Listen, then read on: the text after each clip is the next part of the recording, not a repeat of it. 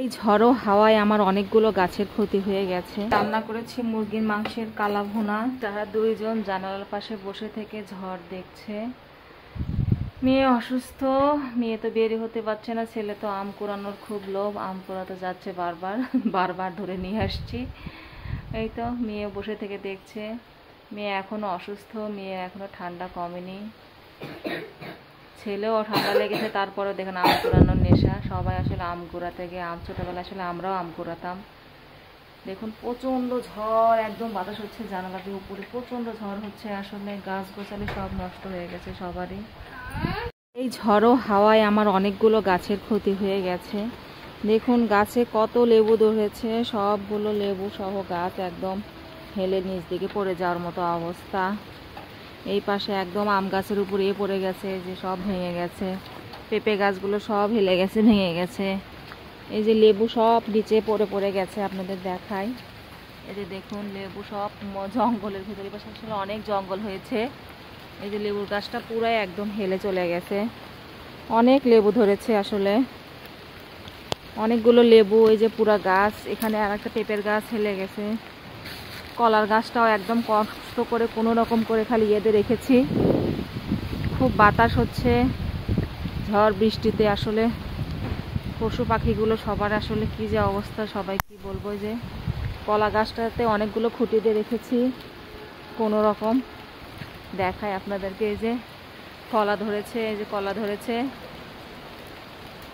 খুঁটি দিয়েছি কয়টা, 4টা খুঁটি দিয়েছে না পড়ে, কারণ কলাগুলো অনেক বড় বড় হয়। সব একদম গাছপালা। আর এই পাশে আমের গাছটা একদম হেলে গেছে। এই যে পেঁপে গাছটাও হেলে গিয়েছিল, সেটাও খুঁটি দিয়ে রেখেছে। মানে খুবই খারাপ অবস্থা।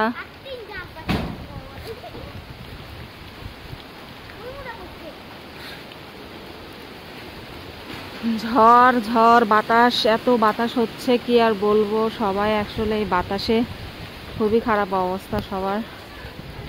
আমরা তো উত্তরবঙ্গের মানুষ, এখনো ভালোই আছে। আম গাছটা আম ধরেছে, এখন আম গাছের কিছু হয়নি, কিন্তু অন্যান্য গাছ গোছালি সব হেলে গেছে একদম।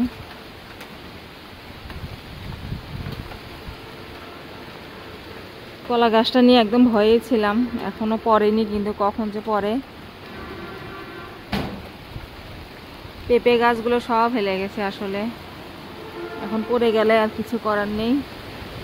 এই যে মরিচ গাছ, প্রচন্ড জোরে বাতাস হচ্ছে আসলে এখানে। এই যে দেখুন কত জোরে বাতাস হচ্ছে, সব জায়গায় মনে প্রচন্ড জোরে বাতাস হচ্ছে। এই সানিন কোথায় যাচ্ছ? এই যে দেখুন কি জোরে বাসায় এসো, বাসায় এসো। না না, বাসায় এসো, বাসায় আসতে বলছি, আসো বাসায় আসো। ওই পাশে পড়ে না, টিনের উপর পড়েছে, আমি দেখেছি। বাসায় আসো। এই যে দেখুন প্রচন্ড ঝড়। না,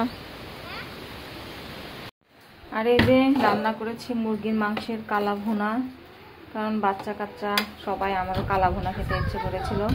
মুরগির মাংসের কালা ভুনা অনেক মজা লাগে। আর এখানে হচ্ছে ভাত রান্না করে রেখেছি, আর এখানে হচ্ছে মেয়ের জন্য আলু ভেজেছিলাম। মেয়ে ভাত টাত কিছু খাচ্ছে না, আলু ভাজাই খাচ্ছে সব সময়।